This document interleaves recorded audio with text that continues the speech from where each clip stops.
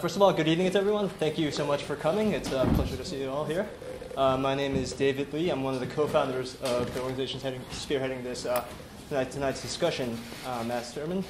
And then this event happened in partnership with our initiative called the Legacy Project. Head of that initiative is Peter Brown, next to me. And here, I'll introduce my fellow co-founder, Cliff Lau. So we'll start off by giving a brief introduction of basically the story behind this event and our respective organizations, and then we'll pass the baton. We'll allow the moderator, Gabrielle Esprity, introduce the discussion topics and begin the discussion. And we're really hoping to have a very generate very thought-provoking and stimulating discussion tonight, and help generate some new ideas, for sure. I'll give a brief rundown of how Mass Sermon started. Basically, Cliff and our backgrounds are in architecture. We graduated in 2008 and 2009, respectively, in the Institute of Technology. And as during our upper level student courses, and after we graduated, our interest started to lie towards the idea of architecture having a social impact and playing a larger role within communities. And we felt deep down that there was something wrong with the current conventional models for architecture, in that it wasn't able to have a direct connection with communities. It seemed like in many cases, like for example, the phenomenon of a star architect or flavor architects, in which architects end up either building anonymous cookie-cutter buildings, big mansions, helping to build that, or catering almost exclusively to extremely wealthy, affluent clientele, such as multi-billionaires or multi-million corporations, or pursuing only high-profile museums, commissions such as museums or cultural centers, and so forth. So we felt like Mass Sermon was more of sort of a desire to help change that and sort of broaden how architecture operates and help change the discussion of how design can operate. So that's sort of the genesis of our organization, and started basically through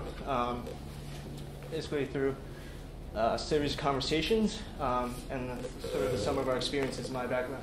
After I graduated, I worked for about 2 years for a nonprofit organization that focused on housing the developing world, and sort of opened my eyes to what architecture could do. And instead of just focusing just on design as an aesthetic discipline, sort of think of the larger impact and sort of the larger forces that help shape design. I'll let my colleague Cliff briefly introduce himself. Yeah. As Dave said, we both graduated from NJIT, New Jersey School of Architecture, which is now known as the College of Architecture and Design. I myself went on to Berkeley to study in graduate school for a year in the urban design program over there. Learned a lot of great perspectives going through that school, but also coupled with my education in architecture being very project-focused, urban design being very larger, broad-based scale. So it's kind of, after a while, interned a little at the planning department and trying to look for jobs, but Mass Sermon was just born out of discussion with Dave. Just with most ideas, just out of a conversation, and then we just carried on with it. Same thing with Workable Cities, and which we met with. We were working with Peter. We met Peter because we were trying to reach out to organizations in our current phase, kind of not really knowing what we're doing, but at the same time trying to figure it out. So, best way is always to talk to other people who are in the field. So Peter's been a great help with us, offering great perspective, and so I'd like to hand it over to Peter. He can introduce about what he's been doing and about the Legacy Project.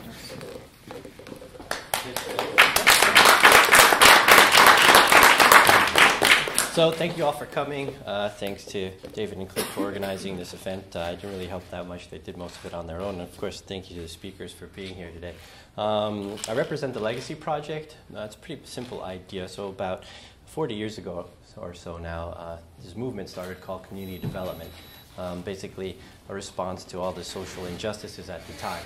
And community development did wonderful things for our society. Unfortunately, they didn't plan on succession that well. So there's a little bit of a lack of talent coming into the field to keep community development going, keep it alive, to keep the movement going. So Legacy Projects is looking to sort of reignite that movement, get people involved. And one of the ways we do that is through these types of discussions and to try to document what happened in the past and sort of look to the past for a way into the future. So this discussion today about workable cities really sort of brings together all the elements that Cliff and David mentioned about sort of planning physical space, but also how that space then relates to better community for all. So access to things like transportation, but economic opportunity, schooling, sort of amenities, what you need to want to work and live in a space. So not just workable in the sense of jobs, but workable in the sense of life. And so hopefully this discussion can center around that. So thanks for being here.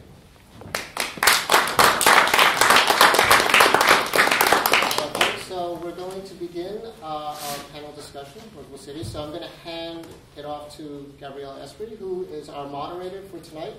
And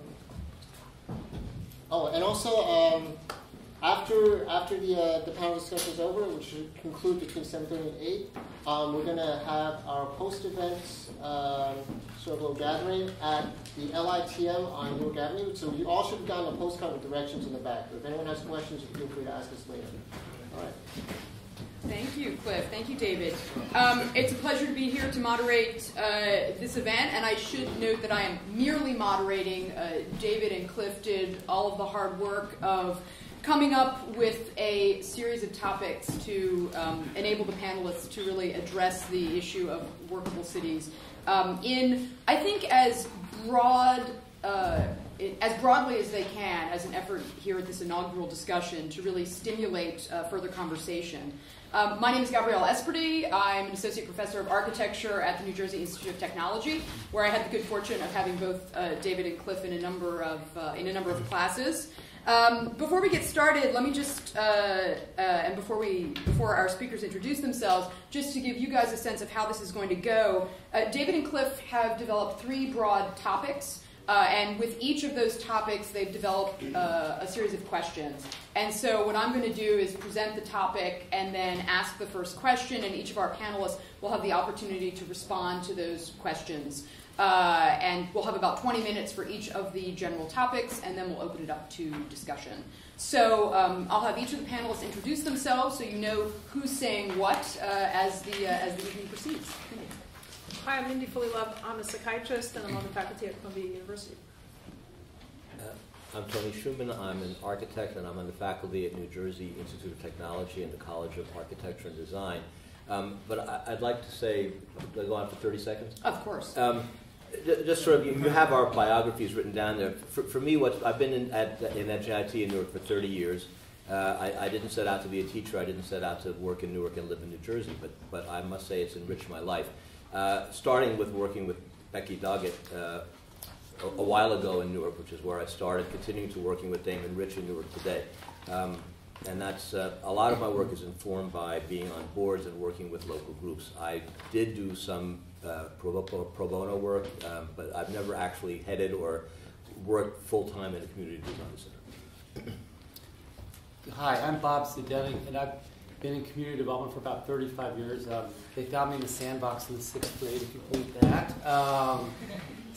For most of my career, I've been working in national organizations. I ran the National CDC Trade Association, actually when I was 27.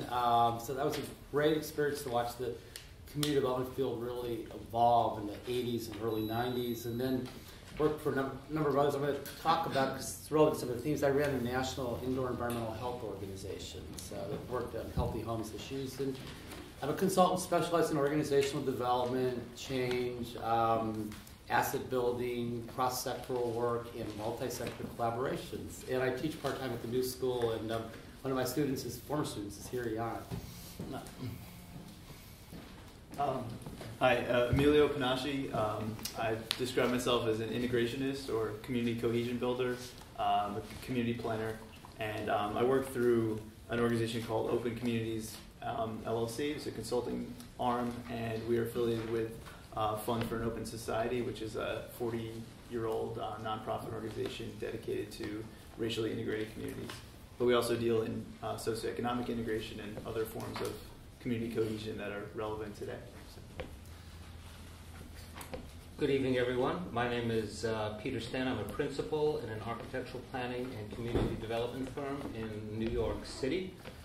I've done a number of different things. I think one of the pivotal events in my life, in my second year of college, I went to the City College School of Architecture. I was living in the Bronx on 179th Street and Sedgwick Avenue when NYU abandoned their campus, their McKim-Meadowhite campus. This wonderful little mixed neighborhood within 1 year had fires that destroyed University Avenue with total disoccupation of all the local housing, and the city of New York, in their infinite wisdom, decided to put a drug and alcohol rehab center next to the last remaining ice cream parlor on Tremont Avenue.